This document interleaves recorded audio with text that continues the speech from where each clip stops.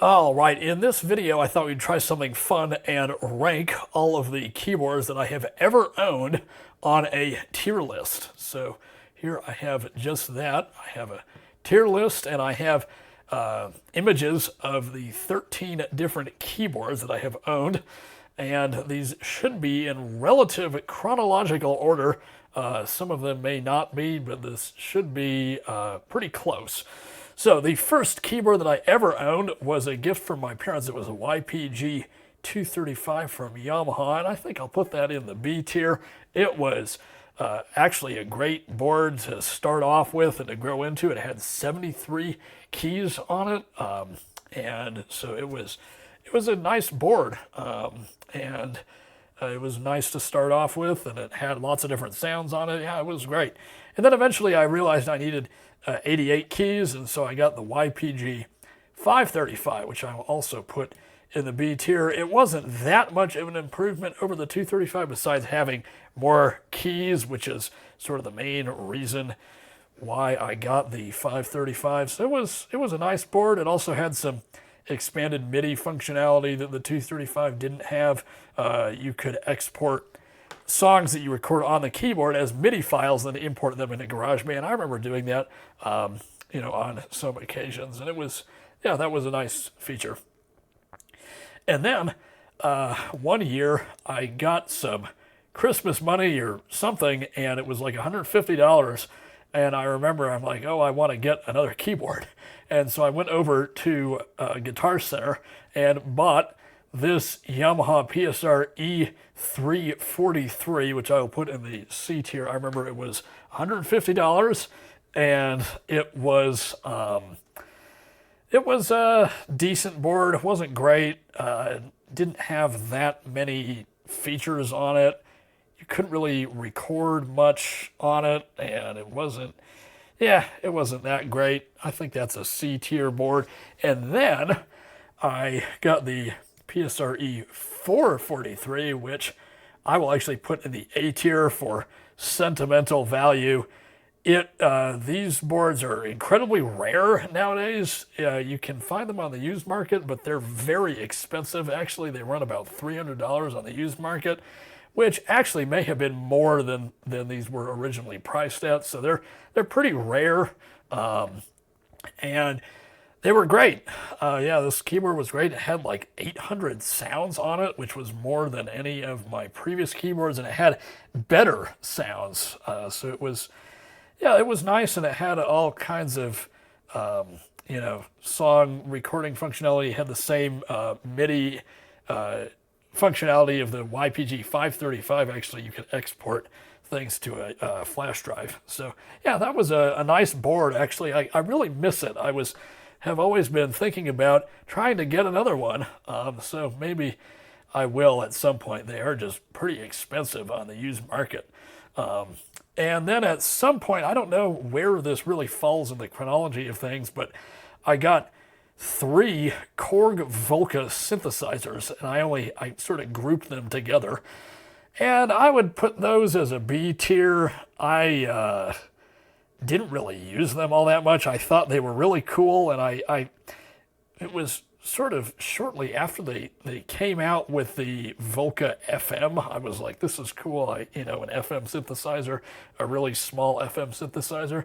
And so I had a Volca FM, I had a Volca drum, and then I had a Volca, whatever the analog synth one is called. And they were decent. It wasn't practical to use them. You could hook them up through MIDI and use them with a controller keyboard or something, and the sounds were okay, but they were just kind of cheap synthesizers, and I think they ran about like $150 or $200 a piece. And I don't know. They weren't anything super special. And then I remember after a while, this was actually a fantastic coincidence. I remember being at Guitar Center one time. I used to go every weekend as a kid. I still like going over there occasionally and just looking at things. And they had a Yamaha PSR S750, and it was the highest end keyboard I have ever seen at a Guitar Center, even to this day, that they were selling. a fully fledged Yamaha arranger. And so I had was like, I had convinced my parents, please, please buy this for me. You know, you can buy it for me for Christmas or, you know, my birthday or whatever. And so they did, and they convinced the Guitar Center salesman. I think it was listed at $1,300, and they convinced the guitar salesman to sell it to them for $1,000. I remember that, and it was a whole big ordeal. They had to, they were like, no, I don't want to pay that much, but I will buy this if it's for $1,000. And they somehow made a deal, and it was crazy. I put that as an A tier. I had that keyboard for a very long time. I sold it actually just last year in 2024. After I didn't really need it anymore, and it was, you know, taking up space at that point. It was a fantastic board. I had it for a really long time, probably close to 10 years. And it was great, had all kinds of sounds on it. It was a big improvement over the other previous boards, and it was just great. Then I remember I sold the YPG 535, PSRE 443, and the 343 I think I may have sold earlier. And then I got the Yamaha P115, which I also put as an A tier. It was a decent board. I remember I had that one for a long time. I think I got it in 2017 or so, and I had it until just a couple of years ago when I sold it. And bought another keyboard that I will show you in a second. And so, yeah, that was a really nice keyboard. You know, it was sort of a basic board, but it had weighted keys on it, and I had never previously had a board with weighted keys. And so it had weighted keys. It had decent sounds. I actually think the S750 sounds were better, but it had decent sounds. It was 88 keys. It was very light board. Yeah, it was a nice board. So I'll put that as an A tier. I think it would be too disingenuous if I put it as a B tier. I had it for a long time. It lasted me a very long time. By the time I sold it, it was in very bad cosmetic shape because I took it on the road all the time. So it was all scratched up by the time I sold it, but it still worked. And I remember I did sell it, and I think I sold it for about $300. So that was that. Then I can't remember where this falls into the chronology of things, but I got this Korg MicroKORG, which I will honestly put in a B tier. I know a lot of people love these Korg, and they just came out with a new version that has a whole bunch of other stuff on it. The reason why I put it as a B tier is because I never found a use for it. It was actually just sitting on a shelf for years. And I remember I got it maybe 6 or 7 years ago. I sold it this summer because I was like, I don't need it anymore. It's actually just sitting on a shelf. And if it sits anymore, it actually might break. You know, I was honestly worried about, you know, dust getting in the electronics and stuff. So, it was just sitting there, never really had a use for it. And I remember I got it because I was into synthesizers at the time, and I was like, well, you know, this might be cool. And I did some stuff on it at the beginning when I first got it, and not much after that because I just never had a use for it. So I know a lot of people love these, and they're good synthesizers. And I would, you know, if you're in the market for a synthesizer, you know, pretty affordable synthesizer, I would highly recommend them, but I didn't have a use for it. Then, a couple of years ago, 3 years ago, I got this CP88, which I will put in the S tier. Honestly, I mean, this is just such a good board. It is it's a special board. I mean, it's a very, very expensive keyboard, but it has the best keyboard action ever, I would say. It's better than any Nord keyboard. It's better than any other Yamaha keyboard. It's got the action almost of a grand piano. It's just wow. And you know, I've taken it to you know, when I play in the house band at jam sessions and I'm doing the first set, and somebody comes up and plays it, and they always say, what a nice keyboard. So this is just a really nice board. And if you're looking for a high-end stage keyboard like this, I would highly recommend it over a Nord. I mean, the sounds on Nords are better. You can't really get anything better than the Nord in terms of sound quality, but the action is just what makes this keyboard totally worth it. If it didn't have good action, I would never buy it. And I intend to keep it for several more years if I can. It's an excellent keyboard. So CP88, great keyboard.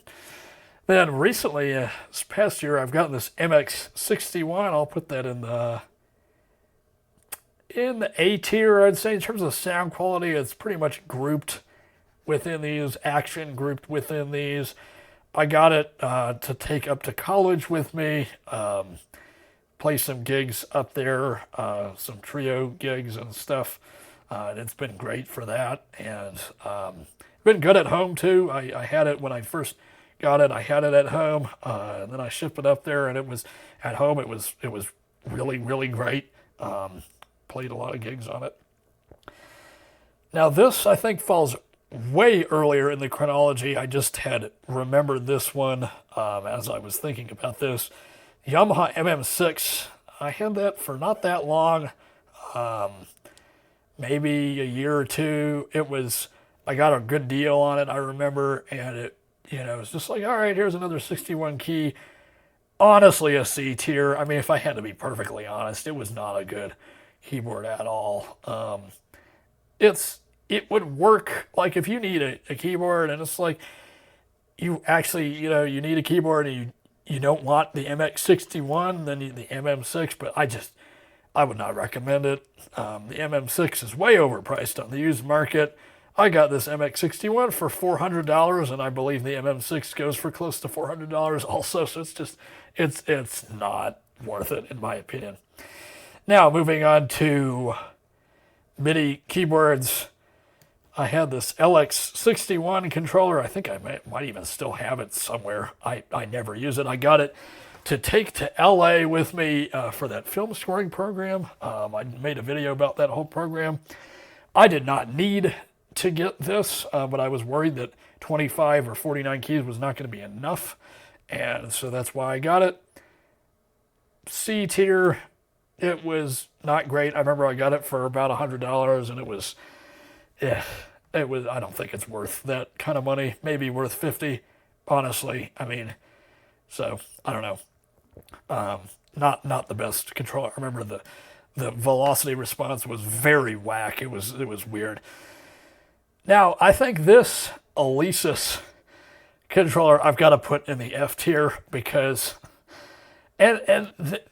normally I think I wouldn't put it in the F tier, but actually this controller didn't even work properly out of the box, and I should have returned it, and I didn't, and it actually didn't work. The sustain pedal jack was totally dead. I tested it with about 3 or 4 different sustain pedals, and it didn't. Nothing worked. So F tier controller, also F tier controller because it has hardly any keys. Just pretty useless, actually. I mean, for any practical application, I would 49. If you're getting a keyboard controller, you got to get at least 49 keys. 25 is not enough. So I'd say that's an F tier controller. It was really bad. And I remember I had it also sitting on a shelf, and I think I honestly just recycled it. I didn't even sell it. I remember I paid $100 for it. It was not a cheap controller. And I remember when I paid for it, I was like, this is overpriced as heck. And it totally was, especially for the fact that it didn't work. So, yeah, it was like $100, and it was not the best controller at all. Would not recommend it. Maybe the V49 is a better one. I've never owned one, but, maybe those are something to look into, but not this. So, this is my ranking of all of the keyboards. Maybe I will do a ranking of digital recorders and digital audio workstations because I have owned a lot of those in the past too. I think around the same time I got my first keyboard, I got my first little Tascam little digital recording unit, so that would be a lot of fun. So if you want to see that, leave that down in the comments below. Anyway, I hope you enjoyed this video. I hope this video sort of provided you with some context. And if you have any questions, please feel free to ask. And so with that, that wraps up this video. I have new videos coming out every Thursday at 9 a.m. If you would like to see those, please subscribe to the channel. I've seen viewer statistics that show that the most of the people viewing these videos are not subscribed to the channel. So I hope you would subscribe to the channel, and then you'll get in your feed new videos whenever they are published. So I hope you consider. So with that, thanks for watching this video, and I hope you enjoyed it.